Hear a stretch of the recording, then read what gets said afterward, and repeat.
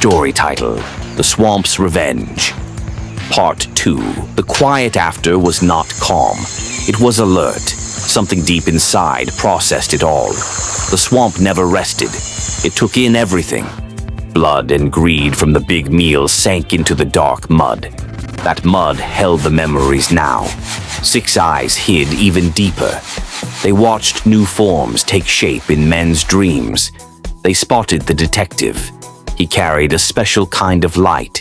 He was Inspector Essien Nteng. In a police force full of bribes where pay just started the corruption, Essien stood firm. He cut through the mess like a steady rock. His past shaped his strong beliefs. His father taught in a village. The man died, broke but honored. All he left was his honest ways. When Essien joined the police, he promised God his hands would stay clean. I promise you, God, my hands will stay clean. His boss, Superintendent Gowon, had a huge gut from stolen money. Gowon could not figure him out. Essien, Gowon would say. He swirled fancy liquor in his cool office. this is Nigeria. We all swim in dirty water. Why not make some cash? Your Jesus said to be smart like a snake. But he also said to be gentle like a dove, sir, Essien answered without anger. I won't dirty the badge. Gowon laughed. It was a sloppy, mean sound. Badge is already dirty, kid. You're just a tough spot that won't fade. Essien did not swim with the current. He held fast. His hold came from his helper, Nneka. On paper, she was a young clerk who handled records well. To Essien, she was his guide in faith matters. She prayed with him. Father, our fight isn't with human weapons. We wear God's full armor, the belt of truth, the breastplate of righteousness, and the shield. Her belief burned bright. She saw things in dreams like clear streams. They showed truths the world wanted to bury. She had warned about the first strike on the shrine. She saw the trick and what happened to the greedy ones. Now her heart felt heavy. A darker sight troubled her. Proof piled up against Al-Haja and her evil new friends. Nneka fell into a deep state. She sketched a map. It marked the spot of the fresh hidden shrine. It showed the path the Ekpeye boys will take.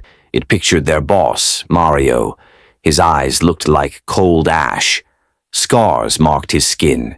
They told of deals with dark forces. She saw another scheme, too. It hid under the main one, like a snake beneath a stone. Prophet Onayemi looked thin and sick now. His past mistake haunted him. He talked in secret with Mario. Their deal was clear. After the robbery, they would kill Al-Haja and the 3 gang kids. They would grab the diamonds and run. Onayemi's last quiet words to Mario. Track down that good cop. His soul shines light on our dark spots. Snuff it out. Essien and Nneka knelt in his tiny apartment, ready for battle through prayer. Father, Essien said with a firm voice, our fight isn't with human weapons. We wear God's full armor, the belt of truth, the breastplate of righteousness, the shield of faith. They understood the real enemy wasn't just people like Mario. It was the evil spirits that drove them, the dark forces of the kingdom itself. High in a Lagos penthouse thick with scents of incense and wealth, the group swore a deep oath stronger than any paper deal. The spirits have spoken, and they demand a sacrifice. Mario, built like a giant, gripped a live black rooster. Its blood fell into a clay pot, mixed with alligator pepper, gunpowder, and rough liquor. With this oath, Mario rumbled, his words rough as stone on stone, we are tied together. Betray it, and your body feeds the fish. Your soul roams the swamps in endless unrest. Al-Haja nodded sharply, her face hid partly under a fine silk veil, covering the black vine that crawled across her skin. A lasting scar from the swamp's first payback. Effe. Sharpman and Shaky Yarrow echoed the vow, their mouths dry from a fear money couldn't touch. Prophet Onayemi leaned on his carved staff and smiled with calm joy. His eyes met Mario's for a quick moment. The pact was set. A harsher raid on the swamp loomed. Adewale. The new chief priest sensed the mood of the swamp shifting. It felt restless, hot with worry. He had moved the true six-eyed idol to a fresh spot in the trees, one he hoped was secure. He stepped up the old rites. His followers, a tight group of believers, offered palm oil and white fabric. They sang the ancient songs to calm the spirits in the woods. Doubt nod at Adewale. The god let the first attack happen. It took Ogidigbo's eyes, but it didn't stop his death by betrayal. He saw the worried looks on his people's faces. Their trust rested on dread of a force that could be fooled and taken. What sort of God is this? One that dozes, that relies on us for safety? He pushed the idea aside, calling it tiredness. He poured more palm wine as a gift. It soaked into the ground, a useless plea to a quiet wooden face. 3 nights before the raid, Nneka had a dream that jolted her awake. She gasped in her little room, chilled by a heavy cold. Essien, they're after you. Tonight. Not with bullets, but in your sleep. Mario walks in dreams. Essien held tight to his belief. That night in bed, he sensed something there. A thick, unseen press weighed on his chest. The room filled with the stink of still water and rot. In the dream, he stood by a black shore. Mario rose from the dark waves, eyes like hot coals, clutching a bent black knife made from one chunk of obsidian. "The light has to die," Mario whispered, stepping closer. Essien didn't back down. He prayed with bold strength, like a child speaking to his dad. Jesus' blood covers me. I claim power over every evil force aimed at me. In Jesus' name, get out! The prayer acted like a wall. Mario jerked back as if hit.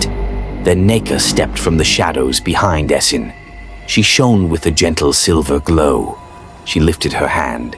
Clean water rose from the swamp, alive with songs of praise. It crashed into Mario's dream shape. He yelled, a cry of ripped soul and shattered vows, then faded like mist. Essien woke the next day, tired but safe, God's calm in his heart.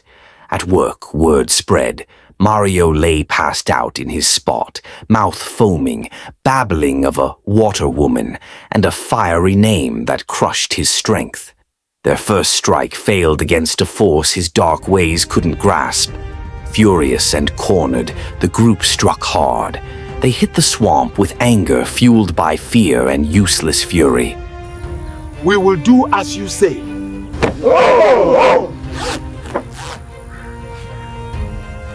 The Ekbe Yemen.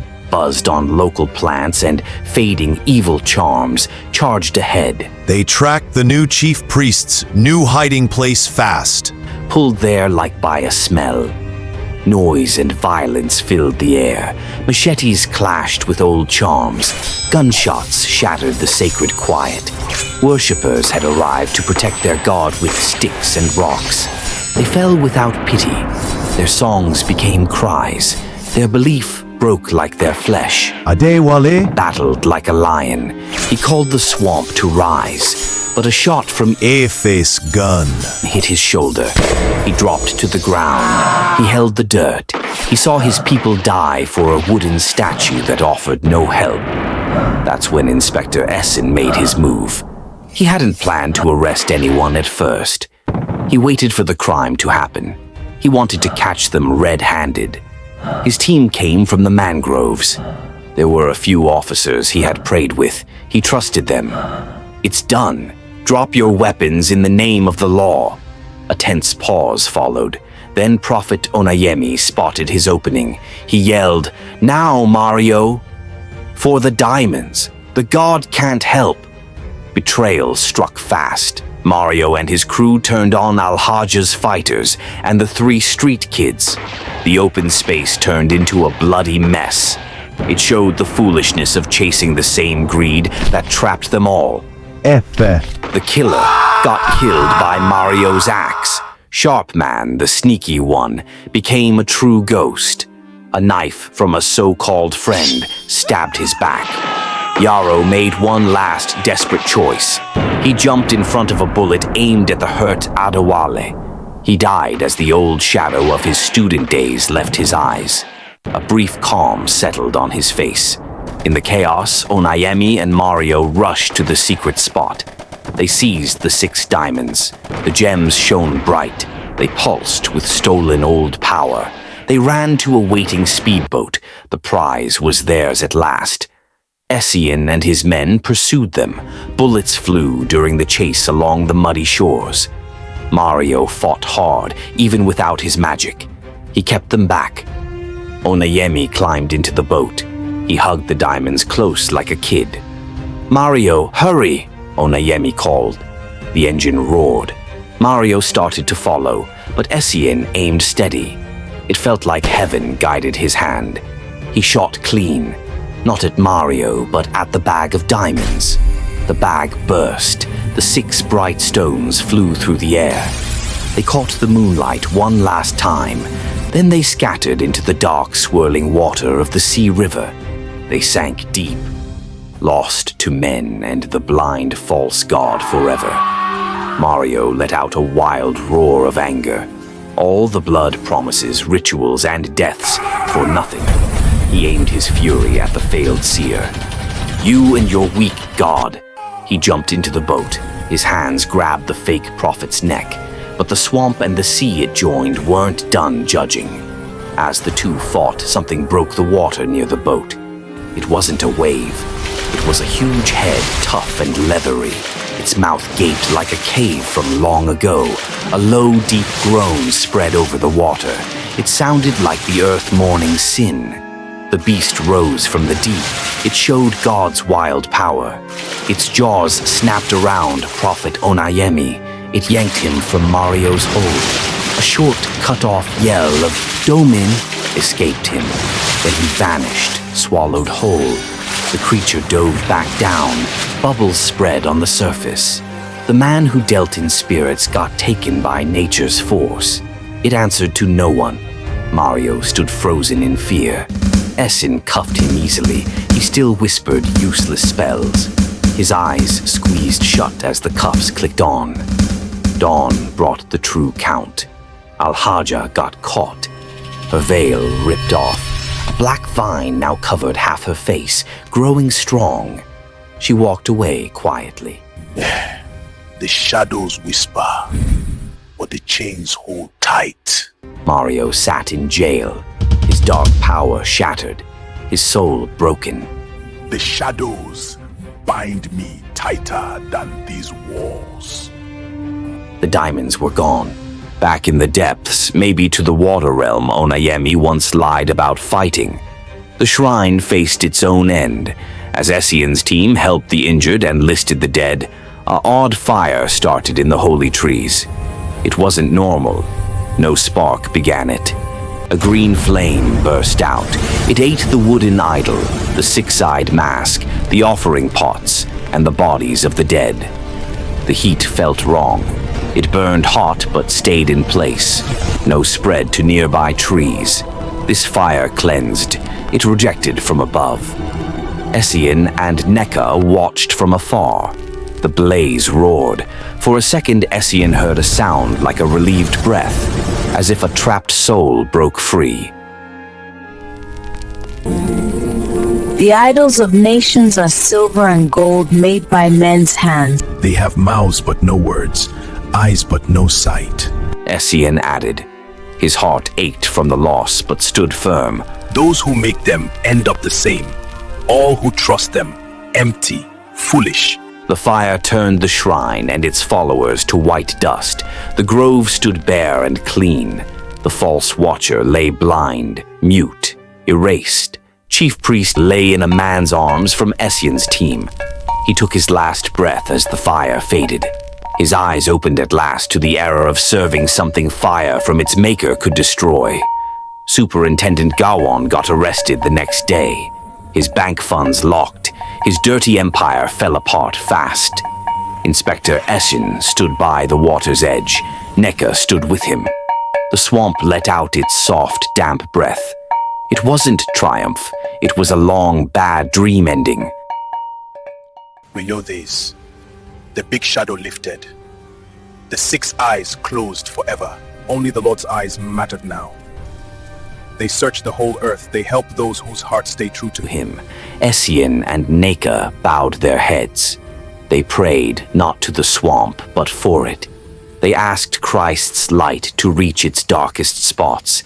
They called on Jesus' rule. In his name, every knee in the sky, on land and below, will bend one day. The fight ended. The greater war won. Not by spells, but by strong character. Not by magic, but by Jesus.